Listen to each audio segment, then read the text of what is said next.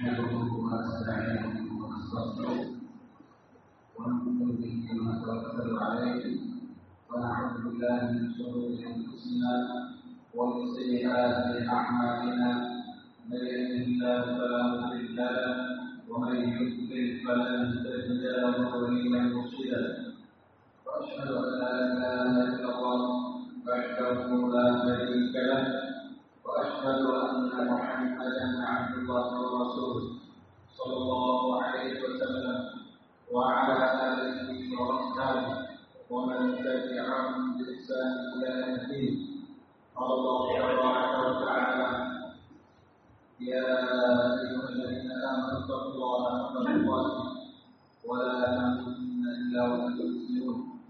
وقال ايضا: يا ايها الناس اتقوا ربكم الذي خلقكم من نفس واحده وخلق منها زوجها وبث منهما رجالا كثيرا ونساء واتقوا الله الذي تساءلون به والارحام ان الله كان عليكم رقيبا.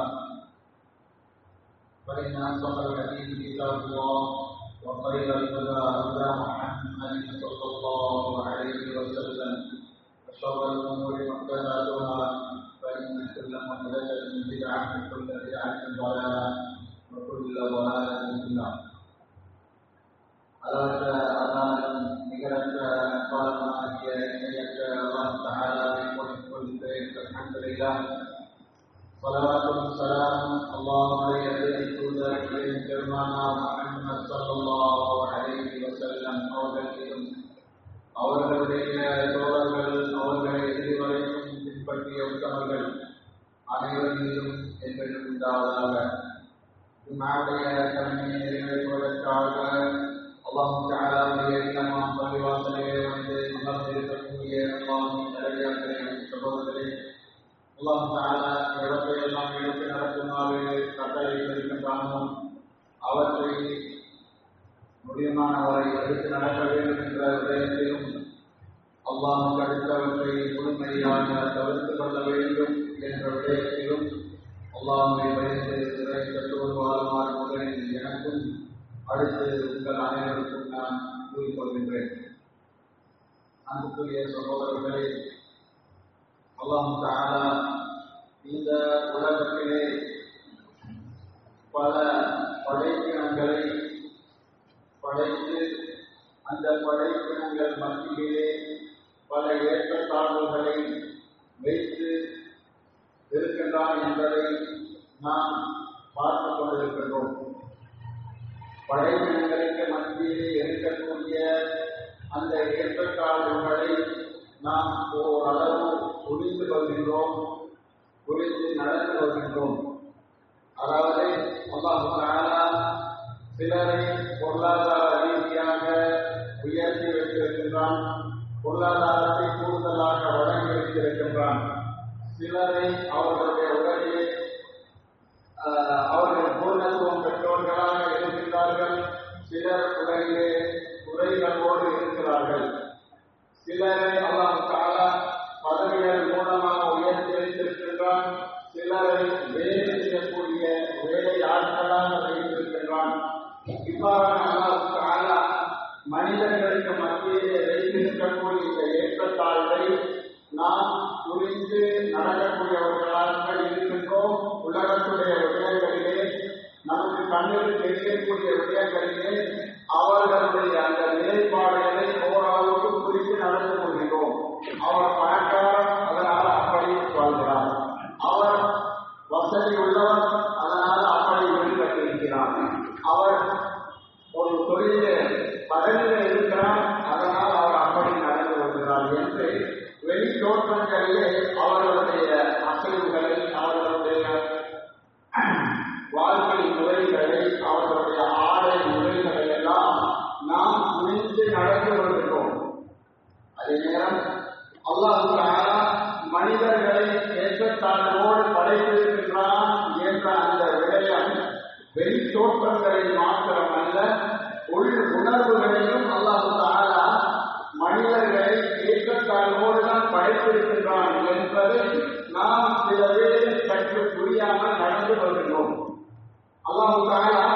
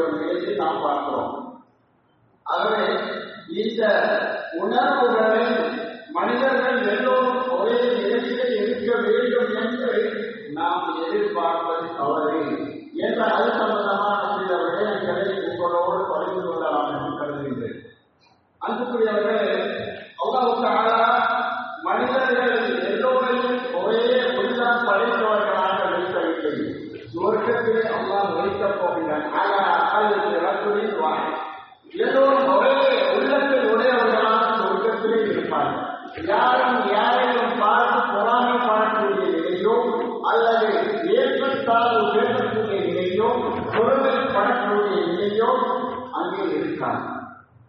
ஆனால் இந்த உலகம் ஒரு சோதனையான வாழ்க்கை என்பதனால அல்லாஹ் அப்படித்தான் வைத்திருக்கின்றான். எனவே அந்த ஏற்றத்தாழ்வுகளை புரிந்து அடுத்தவர்களுடைய உணர்வுகளை மதித்து வாழ வேண்டிய தேவை நம் அனைவருக்கும் அல்லாஹ் வைத்திருக்கின்றான். எனவே இந்த உணர்வுகளை குறித்து வாழ வேண்டும் என்ற விஷயத்திலே நாம் எவ்வாறு இருக்கின்றோம், இஸ்லாம் எனக்கு இந்த விஷயத்திலே எந்த அளவுக்கு வலியுறுத்துகின்றது என்பதை நாம் புரிந்து கொள்ள வேண்டும். நம்மில் சிலர் வெளித்தோற்றங்களை பார்த்து சில விடயங்களை கையாளக்கூடிய நிலையை நாங்கள் பார்த்தோம். ஆனால் வெளித்தோற்றங்களை வைத்து மனிதர்களுடைய உள் உணர்வுகளை நாம் என்ன செய்ய முடியாது, தீர்மானிக்க முடியாது, தீர்மானிக்க கூடாது. ஒவ்வொருடைய உணர்வுகளையும் நாங்கள் மதித்து வாழ வேண்டியவர்களாக நாம் சாராயங்களுக்கு கட்டளையிட்டிருக்கின்றார். நபி ஸல்லல்லாஹு அலைஹி வஸல்லம் அவர்களுடைய வாழ்க்கையை நாங்கள் எடுத்து பார்க்கும் போதும் படைப்பினங்கள் அனைத்துடைய உணர்வுகளுக்கு மதிப்பளிக்கக்கூடியவர்களாக இருந்தார்கள். மனிதர்களுடைய உணர்வுகளுக்கு மாத்திரமல்ல, வேறிய படைப்பினங்கள் உயிருள்ள ஒவ்வொரு ஜீவனுடைய உணர்வுகளையும் மதித்து வாழக்கூடிய ஒரு பழக்கத்தை நபி ஸல்லல்லாஹு அலைஹி வஸல்லம் அவர்களுக்கு கற்றுத்தந்தார்கள். அது ஒரு கூலியாக இருந்தாலும் சரி, அது ஒரு சிறிய துணியாக இருந்தாலும் சரி, அதற்கென்று ஒரு உணர்வு இருக்கிறது. அந்த உணர்வை நாம் மதிக்க வேண்டும் என்று நபி ஸல்லல்லாஹு அலைஹி வஸல்லம் அவர்களுடைய வாழ்க்கையிலே நிறைய பாடங்களை நாங்கள் பார்க்கிறோம். அவர்கள் ஒரு சந்தர்ப்பத்தில் அவர்கள் ஒரு பயணம் போகிறார்கள். அங்கே ஒரு சிறிய குருவி அது விழுந்திருக்கிறது. அந்த விழுந்த குருவியை சில நபித்தோழர்கள் என்ன செய்கிறார்கள், எடுத்துக் கொள்கிறார்கள். அப்பொழுது அதனுடைய தாய் கதறுகிறது, அந்த குஞ்சை சேர்ந்து கதறுகிறது. அப்பொழுது நபி ஸல்லல்லாஹு அலைஹி வஸல்லம் அவர்கள் இந்த தாயை கவலைப்படுத்தியது யார் என்று அவர்கள் கேட்டுவிட்டு அந்த குஞ்சை அந்த தாயோடு விடுவிடுங்கள் என்று அவர்களுக்கு எழுதுகிறார்கள்.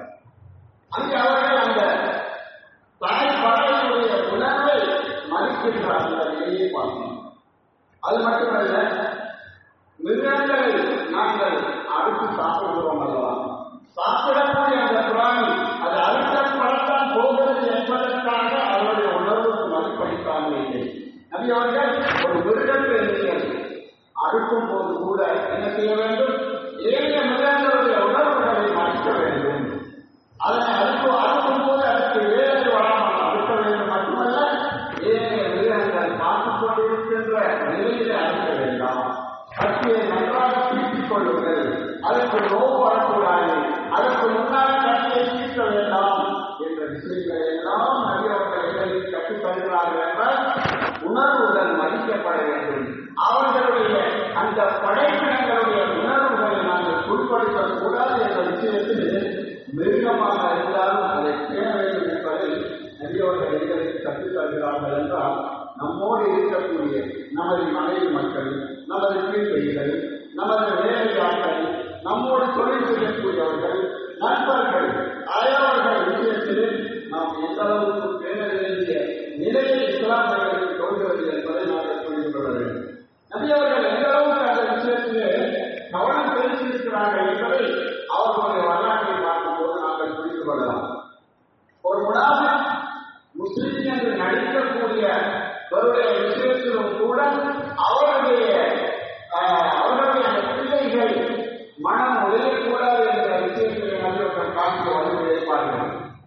எங்களுக்கு தெரியும், முனாஃபிகளுடைய தலைவர் என்று சொல்ல வரக்கூடிய அப்துல்லாஹ் உபை இப்னு சலூல் அவர் மரணித்த போது நபி ஸல்லல்லாஹு அலைஹி வஸல்லம் அவர்களிடம் உபையுடைய மகன் அப்துல்லாஹ் உபையுடைய மகன் யார் சொல்லலாம், உங்களுடைய ஆடையை தாருங்கள், இந்த வாப்பாக்கு கப்பல் போகிறது.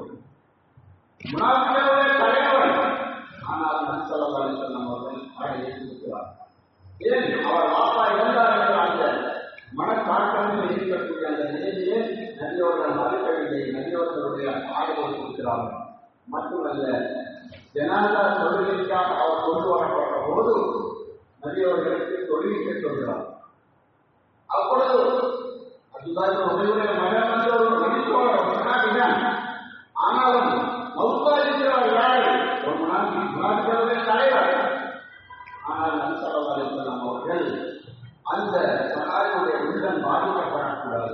நோவக்கூடாது என்ற விஷயத்திலே பார்த்தால் என்றார்கள் தொழுகை நடத்துவதற்கு முன்னால்தான். அப்பொழுது உமர் அவர்கள் திருநெல்வேலி ரசூலுல்லாஹி யார் சொல்லலாம், முனாஃபிக்குகளே தலைவர்கள் தொழுகை நடத்த போகிறார், அவர்களை இப்படித்தான் பேசியிருக்கிறான், இவர்களெல்லாம் கஷ்டப்படுத்தி இருக்கிறான், இவருக்கு நீங்க தொழுகை நடத்த போகிறீங்களா என்று உமர் அவர்கள் ரசூலுல்லாஹி கேட்டபோது ரசூலுல்லாஹ் சொல்றாங்க, அவர்கள் அல்லாஹ்வுடைய எந்த மகத்தையும் அழித்து காட்டுகிறார்கள், அவர்களுக்காக நீங்கள் 70 முறை பாவமானிக்கு கேட்டாலும் மன்னிப்பு கிடைக்காது என்று அல்லாஹ் தஆலா அந்த முனாஃபிக்களை பற்றி சொல்றாங்க. அப்படி இருக்கும் ரசூலுல்லாஹ் உமரல்லாஹ் அவர்களுக்கு சொல்றாங்க, உமரே அல்லாஹ் 70 தடவைகளை மன்னிப்பு கேட்டால் மன்னிக்க மாட்டேன் என்று சொல்றான், நான் 70க்கு மேலே மன்னிப்பு கேட்கிறேன் என்று உமருக்கு சொல்லிவிட்டு ரசூலுல்லாஹ் அந்த முனாஃபிக்குடைய தலைவனுக்கு சொல்றே நடத்தினார். அப்ப அல்லாஹ் தஆலா உமருடைய அந்த கருத்துக்கு ஏற்ற மாதிரி குர்ஆன் வசனம் இறக்குகிறான். இதற்கு பிறகு முனாஃபிக்குகள் யாருக்கும் நீங்கள் தொழுகை நடத்தக்கூடாது என்று அல்லாஹ் தஆலா வசனம் இறக்கிறான். அதுவே ஆனால் ரசூலுல்லாஹ்வுடைய உணர்வை பாருங்கள், அவர்கள் அந்த இடத்துல அவர்கள் முனாஃபிக்காக முத்தான ஒரு முனாஃபிக்காக இருந்தாலும் பிள்ளைகள் மனசு நோக்கூடாது என்பதற்காக நபியவர்கள் அங்கே தொழுகையை நடத்தி வைத்ததை பார்க்கிறோம். இது மட்டுமல்ல, மனசு நோக்கக்கூடாது என்பதற்கான நபியவர்கள் சஹாபாக்களோடு நடந்த வரலாறுகள் ஏராளம் இருக்கிறதை பார்க்கிறோம். நீங்கள் மரணித்தவர்களை பேச வேண்டாம், அப்பொழுது அந்த மரணித்தவர்களுடைய உறவினர்கள் துன்பப்படுவார்கள், மனசு வந்து விடுவார்கள் என்ற கருத்தை நபியவர்கள் சொல்வதை பார்க்கிறோம். அது மட்டுமல்ல, நீங்கள் சாப்பாடுகளை சமைக்கும் போது அடுத்தவருடைய உணர்வை மதிக்க வேண்டும். அயலவர் உங்களுடைய சாப்பாட்டின் காரணமாக அவருடைய வாசத்தால் சில பேர் அவர் பசியோடு இருந்து அந்த ஆற்றல் அவரில் ஏற்பட்டு விடும். எனவே என்ன செய்ய, சாப்பாட்டை சமைக்கும் போது கல்வி கொஞ்சம் கூடவே இல்லை, கல்வி கொஞ்சம் ஆற்றல் கூடுதலாக அடுத்தவர்களுக்கு கொடுக்கிறது பாருங்கள் தான். அது மட்டுமில்லை, நோயாளிகளை நீங்கள் பார்க்கும்போது அவர்களை துன்பப்பட்டு இருக்கக்கூடியவர்களை அவருடைய சோதனைக்காக இருக்கக்கூடியவர்களை நீங்கள் பார்த்தால் தொடர்ந்து பார்க்க வேண்டாம். நீங்கள் தொடர்ந்து பார்க்கிறதே இருந்தால் அவருடைய மனத்தில் நோவும் என்ற விஷயத்தை அவர்கள் அந்த உணர்வை அவர்கள் மதிக்கின்ற விஷயத்தை பார்க்கிறோம். அது மட்டுமல்ல, விவாதத்துடைய நேரத்தில் கூட நாங்கள் விவாதத்தின் காரணமாக அழித்தவர்கள் செய்யக்கூடாது, அவருடைய மனசு நோக்கின்ற ஒரு விஷயம் நடக்கக்கூடாது என்பதை நபியவர்கள் கவனமாக இருந்திருக்கிறதை பார்க்கின்றோம். சில பேர் அவர்கள் தொழுகையை நீட்டி தொட வேண்டும் என்று அவர்கள் சொல்வார்கள், தொழில்ப்பார்கள். ஆனால் பின்னுக்கு ஒரு குழந்தையுடைய வருவாங்க, அப்ப பின்னாடி சொல்லுவாங்க, நேரத்தில் ஒரு குழந்தையுடைய சட்டம் கேட்கும். அப்ப ரசூலுல்லாஹி ஸல்லல்லாஹு அலைஹி வஸல்லம் அவர்கள் அந்த குழந்தை அழுகிறது, அந்த தாய் அழகுவார், தாயோட உள்ள நேரத்திலும் அவசரமாக தொழுது முடிக்கணும், பிள்ளைய பார்க்கணும் என்ற அந்த உணர்விலே அந்த தாய் துடிப்பார் என்பதற்காக நபியவர்கள் தொழுகையை சுருக்கிக் கொள்வார்கள். சுருக்கிக் கொண்டு கொண்டு அவர்கள் சொல்லுவார்கள், நான் தொழுகையை நீக்கி தொடரும் என்று நினைச்சேன், ஆனால் ஒரு பொம்பளைய ஒரு புள்ள அழுகு என்பதை வைத்து நான் தொழுகையை சுருக்கிக் கொண்டேன் என்று சமமாக்கள் சொல்வதை பார்க்கிறோம். அது மட்டுமல்ல, நபியவர்கள் தொழுகையை சுற்றுதிலே இருப்பார்கள், சின்ன குழந்தை அவருடைய பேரப்பட்ட அந்த கழுத்திலே ஏறிக்கொள்ளும், அந்த குழந்தை அந்த கழுத்திலே இருக்கும், விளையாடி கொண்டு இருக்கும். நபியவர்கள் இருப்பாங்க, அப்படியே இருப்பாங்க. சஹாபாக்கள் தொழுது முடித்த நேரத்தில் அந்த கொள்கையில ஏதாவது வித்தியாசமான ஓதுவீங்களா அல்லது ஏதாவது வழி வந்துச்சா? இல்ல, அப்படி ஒன்றும் நடக்கல. என்ற புள்ள கலத்தில் எழுதி கொண்டிருந்த அந்த புள்ள இறங்குற வரைக்கும் நான் பார்த்து கொண்டிருந்தேன். நபியவர்கள் நினைத்தால் அந்த புள்ளையை சுற்றி வச்சுட்டு தொழுகையை தொடர்பிருக்கலாம். ஆனாலும் அங்கே சின்ன குழந்தையுடைய உள்ளத்துக்கு அவர்கள் அதனுடைய அந்த உணர்வு பாதிக்கப்படக்கூடாது என்ற விஷயத்திலே அவர்கள் கவனமாக இருந்தார்கள் என்ற விஷயத்தை நாங்கள் பார்க்கிறோம். அது இதெல்லாம் சின்ன சின்ன விஷயங்கள் இருக்கும். நம்ம நினைத்த சின்ன சின்ன விஷயங்கள் எல்லாம் எதற்காக சொல்லப்பட வேண்டும்? மார்க்கத்தை பொறுத்தவரை, இஸ்லாத்தை பொறுத்தவரை சின்ன விஷயமாக இருந்தாலும் சில வேளை அது ஒருவரை பாதிக்கின்ற ஒரு விஷயமாக இருந்தால் மறுமையை அல்லாஹ்விடத்தில் பெரிய விஷயமாக. பெரியவர்களிடம் ஒரு முறை நான் பார்க்கிறேன், யார் அடுத்தவருடைய சொத்திலே ஒரு பங்கை எடுக்கிறாரோ அவருக்கு மறுமையிலே நரகம் இருக்கிறது என்று நபியவர்கள் எச்சரித்த போதும் சகாபாக்கள் கேட்டார்கள், யார் சொல்றாங்க, ஒரு சிறிய அளவாக இருந்தாலும் அப்படியா? அப்புறம் சொல்றா சொன்னாங்க, ஒரு குச்சியாக இருந்தாலும் சரியே அடுத்தவனுடைய உரிமையை அளித்தால் மறுமையிலே அல்லாஹ்விடத்திலே அவர் விசாரிக்கப்படுவார், நரகத்துக்கு செல்வார் என்ற எச்சரிக்கையை நபியவர்கள் சொன்னதை பார்க்கிறார். அது மட்டுமல்ல, ஒரு முறை நபி ஸல்லல்லாஹு அலைஹி வஸல்லம் அவர்கள் மக்கா வெற்றியை அடைந்த போதும் அங்கே மக்காவுடைய காப்பிர்களுடைய எதிரிகளாக தலைவர்களாக இருந்தவர்கள் அபூ சுஃபியான் போன்றவர்கள் எல்லாம் அங்கே வருகிறார்கள், பயந்து கொண்டிருக்கிறார்கள். அப்பொழுது நபியுடைய மகிழ்ச்சியை இருக்கக்கூடிய கொஞ்சம் கலைஞமான சில சகாபாக்கள் போன்றவர்கள் இந்த அபூ சுஃபியானை பார்த்து ஒரு வார்த்தை சொல்றாங்க. என்ன சொல்றாங்க? இஸ்லாமிய வாள்கள் பலம் பார்க்க வேண்டிய இடத்துல பார்க்கல அப்படின்னு மாதிரி பேசிக் கொள்றாங்க. இதுல விஷயம் என்னன்னா, அவர்கள் அதாவது அபூ சுஃபியான் போன்றவர்கள் கொலை செய்யப்படவில்லையே, இவங்கெல்லாம் சாதிய ஆட்கள் என்ற மாதிரியான ஒரு கருத்து தான். அப்ப இது இஸ்லாத்தை பொறுத்தவரை இது பெரிய விஷயம் அல்ல. நபி அவர்கள் இதை பெருசான கருத்தவில்லை, மாறாக இந்த செய்தியை இந்த ரெண்டு பேரும் பேசிக்கொண்ட இந்த விரைவிலமான பெருநாட்கள் பேசிக்கொண்ட இந்த விஷயத்தை அபூபக்கர் பார்க்கிறாங்க. அபூபக்கர் ரலியல்லாஹு அவர்கள் பெரிய சஹாபி, வந்து இவர்கள் கேட்கிறாங்க, என்ன இது பேசுறீங்க? பெரிய ஆசிரியர்களுடைய தலைவர்கள், குறைகளுடைய தலைவர்களாக இருக்கக்கூடியவர்களுடைய விஷயத்துல நீங்க இப்படி பேசுவது நல்லதில்லை அப்படின்னு இவர்களை அதட்டுகிறார்கள். அபூபக்கர் ரலியல்லாஹு ரசூலுல்லாஹி ஸல்லல்லாஹு அலைஹி வஸல்லம் அவர்களிடத்தில் செய்தி போகிறது. உடனே ரசூலுல்லாஹி அபூபக்கர் சொல்றாங்க, அபூபக்கரே, அந்த ரெண்டு பேரையும் நீங்க கோபப்படுத்தியிருந்தால் நீங்க அல்லாஹ்வை கோபப்படுத்தின மாதிரி, அவருடைய உள்ளத்தை புண்படுத்துகிறமாக நீங்க பேசியிருந்தால் நீங்க அல்லாஹ்வை கோபப்படுத்தியதற்கு சமன், அவங்கள மன்னிப்பு கேட்க. உடனே அபூபக்கர் ஒருவடி வந்த அந்த சிறிய சகாபாக்களிடம், இந்த விளைவுமான சகாபாக்களிடம் மன்னிப்பு கேட்கிறாங்க. இந்த மன்னிப்பு சொன்னதுக்கு அப்படின்னு சொன்னபோது அவர்கள் மன்னிப்பு வழங்கினார்கள் என்ற செய்தியை நாங்கள் பார்க்கிறோம். ஆகவே நிறைய அவர்கள் அங்கே விளைவினமானவர்களுடைய விஷயத்திலே கூடுதல் கவனம் செலுத்தினார்கள். அவர்களுடைய உணர்வுக்கு மதிப்பளித்தார்கள். அவர்களுடைய உணர்வுகளை பாதிக்கும் விதமாக நடக்கக்கூடாது என்ற விஷயத்தில் கவனமாக இருந்ததை நாங்கள் பார்க்கிறோம். ஆகவே இந்த விஷயத்திலே நாம் கூடுதலாக இந்த தவறு நடக்கிறது விளைவினமானவர்களுடைய விஷயத்தில் பெரியவர்கள் மத்தியிலே, மதிப்புள்ளவர்கள் மத்தியிலே, பணக்காரர்கள் மத்தியிலே, செல்வாக்குள்ளவர்கள் மத்தியிலே நாம் இப்படி பேச மாட்டோம். சில நேரம் விளைவினமாக வசதி குறைந்தவர்கள் அல்லது சிறிய குழந்தைகள் அல்லது கேள்விகள் இப்படியானவர்கள் மத்தியில தான் இப்படியான அவர்கள் நடக்கிறது என்கிறதை நாங்கள் பார்க்கிறோம்.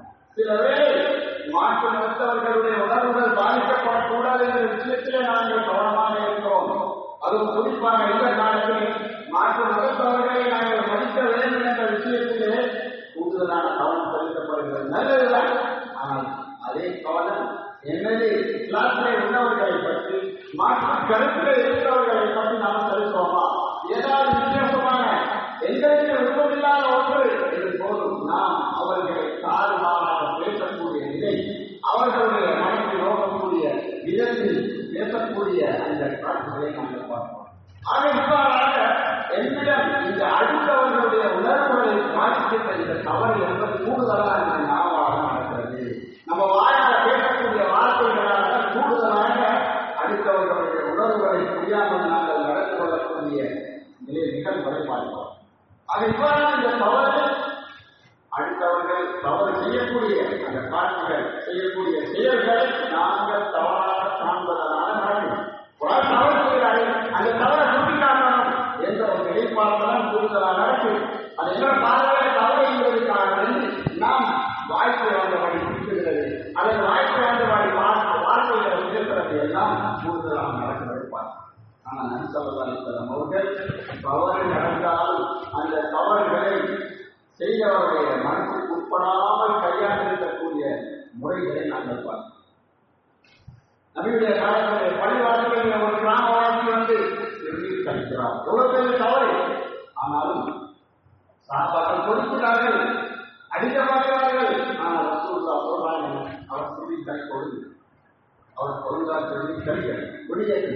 அது கூட நாம் என்ன செய்வோம், அதுக்குரிய ட்ரீட்மெண்ட்டை செய்வோம் என்று அங்கே வாழை தனிமன் வந்து அவர்களுக்கு டாக்டர் வந்து நிறைய அவர்கள் அவரோடு இலகுவான நடத்துகின்ற ஒரு நிகழ்வை நாங்கள் பார்த்தோம். அங்கே அவர் செய்கிறது தவறாக இருந்தாலும் அவருடைய மனதில் தூண்டிப்படாமல் நடிகர்கள் அங்கே நடந்து வருகிறார்கள். அவர் துவா செய்கிறார்கள், அல்லாஹும்ம யா அல்லாஹ் எனக்கும் மகனுக்கும் நீ அருள் செய், நீ யாருக்கும் அருள் செய்யாதே என்று துவா செய்யும் அளவுக்கு அவருடைய உள்ளம் மாறுகிறது. ஆகவே அன்பார்ந்த சகோதரர்களே, அடுத்தவர்களுடைய உணர்வுகளை மதிக்கின்ற விஷயத்திலே நபி ஸல்லல்லாஹு அலைஹி வஸல்லம் அவர்கள் தவறு செய்தவர்களையும் அழகாக அவர்கள் கையால் இருக்கிறார்கள் என்பதை பார்க்கிறோம். எங்களுக்கு தெரியும், நபி ஸல்லல்லாஹு அலைஹி வஸல்லம் அவர்கள் தங்களுடைய மனைவிமாருடைய விஷயத்திலே கூட அவ்வாறு நடந்திருக்கிறார்கள். ஆயிஷா ரலியல்லாஹு அவர்களுடைய வீட்டில் இருக்கும்போது இன்னொரு மனைவி சாப்பாடு அனுப்புகிற செய்தியை நாங்கள் கேள்விப்பட்டிருப்போம். அந்த வந்த சாப்பாடு தன்னுடைய வீட்டுக்கு இன்னொரு மனைவி அனுப்புகிறாள் என்ற அந்த கோபத்துக்கு வந்த சாப்பாடு சாப்பிட்டு அடித்து உடச்சிருந்தாங்க. யாரு? ஆயிஷா ரலியல்லாஹு. ரசூலுல்லாஹ் முன்னாடி நடந்தாலும் ரசூலுல்லாஹ் ஸல்லல்லாஹு அலைஹி வஸல்லம் அங்கே செய்யப்பட்டது தவறு என்பதை அவர்கள் பார்க்கவில்லை. அவர்களுடைய உணர்வை மதிக்கிறார்கள். உங்களுடைய தாயுடைய, அதாவது அவர்களுக்கு ரோசம் வந்துவிட்டது என்றுதான் நபியவர்கள் சொன்னார்கள். அவர்களை கடிந்து கொள்ளவில்லை, பேசவில்லை. நீ எந்த முடிவுக்கு நடக்கிறாய் என்று சொல்ல கேட்கல. ஆகவே உணர்வுகளை மதிக்கின்ற அந்த விஷயத்திலே நபி ஸல்லல்லாஹு அலைஹி வஸல்லம் அவர்கள் இவ்வாறு நடந்திருக்கிறார்கள். தவறு செய்தவர்களை கூட அவர்கள் கண்டிக்கும் விதம் அழகானதாக இருக்கிறது. சிலவே பகிரங்கமாக நடக்கிற தவறைத்தான் ரசூலுல்லாஹ் அழகான முறையை சொல்லிக் கொடுப்பார்கள், பகிரங்கமாக சொல்லிக் கொடுப்பார்கள். அதாவது மாநிலத்தின் சட்டம் என்று சொல்லக்கூடிய நபித்தோழர் பள்ளிவாசலுக்கு வந்து தொழிலை நடக்கக்கூடிய நேரத்திலே பேசக்கூடாது என்ற தடை வந்து இருக்கவில்லை. அவர் வந்து பேசுகிறாரு. அப்ப கடித்து கொள்கிறார்கள். ஏன் பார்த்து கடித்து கொள்கிறீங்க என்று தொழில்களை பேசுகிறார். அவருக்கு தெரியாது, வசனம் கிடைத்தது தெரியாது. அப்ப சஹாபாக்கள் கடித்து கொள்கிறார்கள். அப்பொழுதும் நபி ஸல்லல்லாஹு அலைஹி வஸல்லம் தொழுகை போட்டு அவர் கூப்பிட்டு அவர்களுக்கு அழகாக படித்துக் கொடுக்கிறார். இந்த தொழுகையை பேசக்கூடாது என்ற விஷயத்தை அழகாக சொல்லிக் கொடுத்ததை அவர்கள் புகழ் தோற்றத்தை நீக்கிப்பார். ஆகவே பகிரங்கமான தவறு நடந்தாலும் அதை அழகான முறையிலே நபி ஸல்லல்லாஹு அலைஹி வஸல்லம் அவர்கள் சொல்லிக் கொடுப்பதை பார்க்கிறோம். அதே நேரத்திலே ரகசியமாக தவறுகள் நடக்கக்கூடிய நேரத்திலே அவர்களுடைய உணர்வுகளை மதிப்பார்கள். அவர்களுடைய ரகசியம் வெளியே போகக்கூடாது என்பதை கவனமாக இருப்பார்கள். அப்ப என்ன செய்வாங்க, ஏதாவது தவறு பெரிய தவறு நடக்குது, ரசூலுல்லாஹ் அன்பர்களே சில மக்கள் இப்படி செய்கிறாங்க, இப்படி செய்யக்கூடாது, இப்படி செய்கிறவர்களுக்கு இப்படி என்று அவர்கள் பகிரங்கமாக தவறு செய்யக்கூடிய நேரத்திலும் ரகசியமான தவறுகளை சுட்டிக்காட்டக்கூடிய நேரத்திலும் அவர்களுடைய உணர்வுகள் பாதிக்கப்படாமல் நடந்த வரலாறுகளை நாங்கள் பார்க்கிறோம். ஆகவே அன்பார்ந்த சகோதரர்களே, நபி அவர்கள் உணர்வுகளை மதிக்கின்ற விஷயத்தில் அவர்களுடைய வரலாற்றிலே நிறைய சான்றுகள் இருக்கிறது. சிலர் கேள்வி கேட்பார்கள், அந்த கேள்விக்கு பதில் சொல்லக்கூடிய நேரத்திலும் கூட உணர்வுகள் பாதிக்கப்படக்கூடாது என்று அவர்கள் தெரிந்ததை பார்க்கிறோம். ஒரு சந்தர்ப்பத்திலே ஒரு வயோதிபர்கள் வந்து யார் சொல்லலாம், நான் சொர்க்கத்துக்கு இருக்கிறது வாழ்க்கைங்க கிழவிகள் சொர்க்கத்துக்கு போறீங்க சமாதானம். அந்த பெண்ணுக்கு ஆத்திரம் அவள் ஆத்திரத்தில் தெரிந்து போறாங்க. அவருக்கு ஆதரவு சொல்லி, நீங்க இந்த கிழவிகளாக இருக்கும் போது போக மாட்டீங்க, இளம் வயசுலதான் சொர்க்கத்துக்கு போவீங்க அப்படிங்கிற விஷயத்தை சொல்லி அனுப்புறதே. அது மட்டும் இல்லை, ரசூலுல்லாஹ் ஒரு சந்தர்ப்பத்திலே தஜ்ஜாலை பற்றி எச்சரிக்கை செய்கிறார்கள். எச்சரிக்கை போட்டு மறுமை நாளிலே, அதாவது சில மக்கள் கேள்வி நடத்தினால் சொர்க்கத்துக்கு போவார்கள் என்ற விஷயத்தை அவர்கள் ஒரு நீண்ட ஹதீஸிலே வருகிறதை ரசூலுல்லாஹ் சொல்றாங்க. சஹாபாக்கள் பேசி சொல்றாங்க, யாரா இருக்கும், அதாவது கேள்வி கணக்கு இல்லாமல் ரசூலுல்லாஹ் மக்கள் 70,000 பேர் சொர்க்கத்துக்கு போவாங்க அப்படின்னு. அப்ப இந்த செய்தியில ரசூலுல்லாஹ் இப்படி சொன்னபோது அங்கே அவர் நடித்தவர் யார் சொல்லலாம், அந்த 70,000 பேரிலே நானும் இருக்கணும் துவா செய்ய. உடனே ரசூலுல்லாஹ் துவா செய்யறாங்க, நீங்களும் அந்த கூட்டத்திலே இருப்பீங்க. இப்பொழுது இன்னொரு நபித்தோழர் உட்காசா என்ற நபித்தோழர் அவர் இருந்தார். யார் சொல்லலாம், நானும் அந்த கூட்டத்தில் இருக்கிறோம், எனக்கு வார்த்தை இல்லை. அப்ப உட்காசாதான் பிரச்சனை கேட்டோம். முதல்ல கேட்டவர் உட்காசா என்றவர், அதாவது அந்த கூட்டத்தில் 70,000 சொந்தத்துக்கு தேவையான இல்லாம போவாங்க. அவங்களை கூடுற 4 இருக்கணும் கேட்டாங்க. அதை சொல்லா சொல்லணும். ஒரு இன்னொரு நபித்தோழர், அவருடைய பேரை கூட சகாபாக்கள் சொல்லவில்லை. இதான் சகாபாக்கள் மனிதர்களுடைய கணிதங்களை தேர்ந்த முறை. அது வரலாற்றை பதிவு. அப்ப இன்னொரு மனிதர் இருக்கிறாங்க. யாரும் சொல்றாங்க, நான் சொல்றேன் அந்த கூட்டத்தில் நான் சொல்றாங்க சகாபாக்கள் அப்படின்னா இந்த விஷயத்திலே உங்களுக்கு உட்காசா முந்திவிட்டார் என்றுதான் சொன்னாரே தவிர அவருடைய மனசின் நோக்கத்துக்கு நீங்கள் கழிக்கும் அவர் கல்யாணம் பண்ணினாங்க இருப்பார்கள். அதாவது அவரிடம் ஏதாவது துறை இருக்கும். அந்த 70,000 தேர்வு கணக்கு இல்லாமல் கொடுப்பல்லவா. அப்ப அதுக்கு போறதுக்கு தகுதி இல்லாமல் இருப்பார் என்ற அந்த விஷயத்தை ரசூலுல்லாஹி சொல்லாமல் இப்படி சொல்வது. இதுதான் மக்கள் உள்ளங்களை அவர்கள் அதாவது பாதிக்கப்படாமல் அவர்களுடைய அந்த பதில்களையும் அவர்களுடைய அந்த வழிகாட்டங்களையும் செய்கின்ற முறையாக நாங்கள் பார்க்கிறோம். அல்லாஹ் தஆலா குர்ஆனில் அடங்கிய முன்மாதிரியை நபி யூசுப் அலைஹிஸ்ஸலாம் அவர்களுடைய வரலாற்றை சொல்லுகிறார்.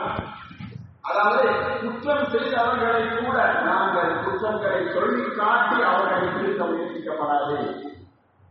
அவர்கள் ஒரு அழகாக பேச வேண்டும் என்ற விஷயத்திலே யூசுப் நபி அலைஹிஸ்ஸலாம் அவர்கள் ஆட்சியிலே இருக்கக்கூடிய நேரத்தில் அவர்களுக்கு அநியாயம் செய்து அவர்களுடைய சகோதரர்கள் என்ன செய்தாங்க, ஊரிலிருந்து வாழாங்க.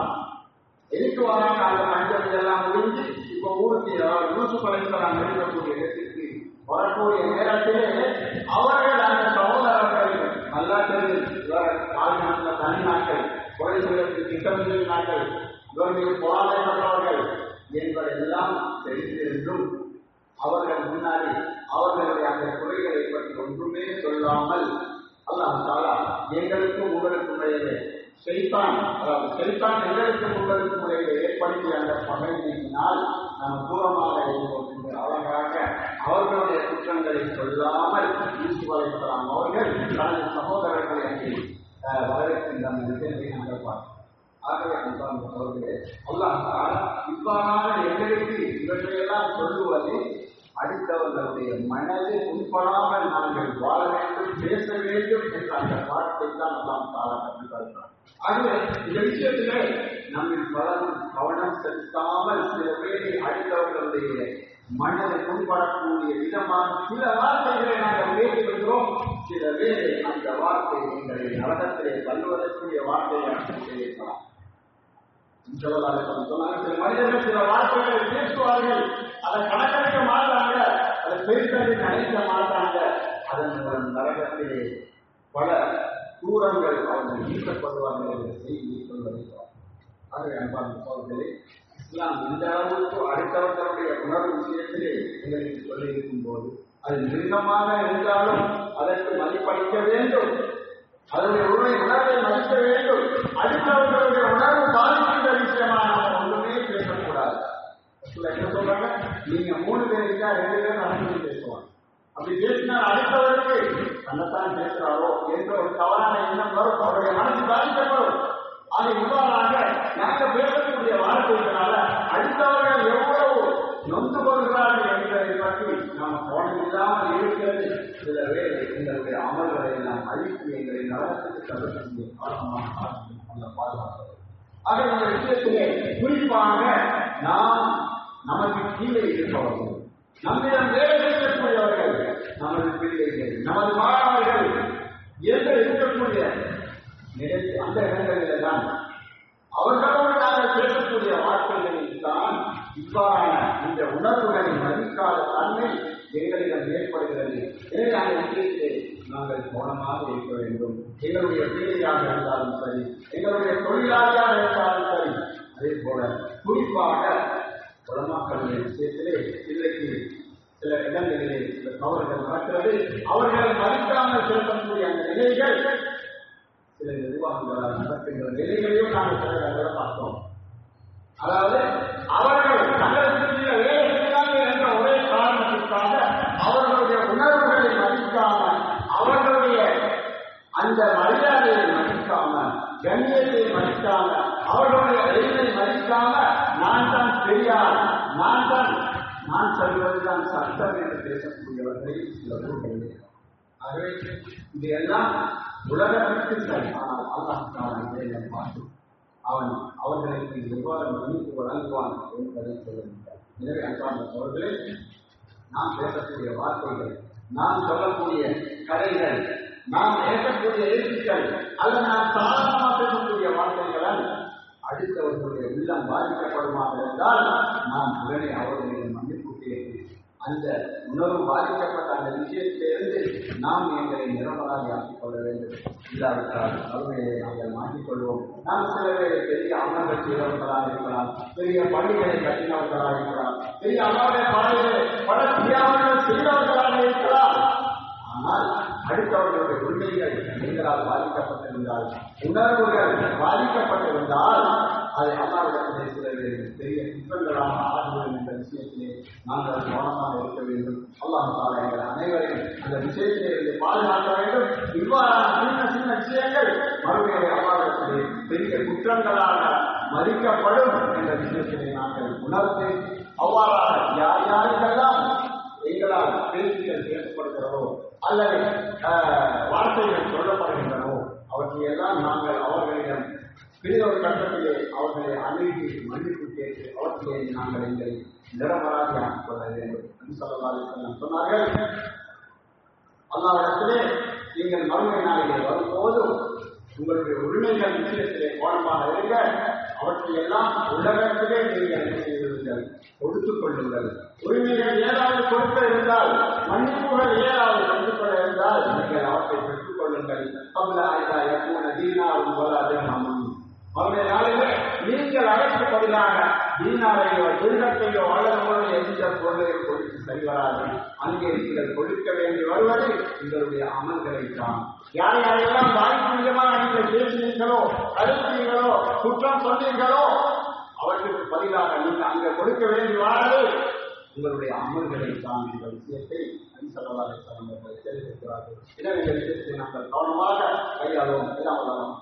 இவ்வாறாக அடுத்தவர்களுடைய உணர்வுகளை புரிந்து வார்த்தைகளை வெளியாக்கக்கூடியவர்களாக, அடுத்தவர்களை மதிக்கக்கூடியவர்களாக எங்கள் அனைவரையும் ஆக்கிரவாக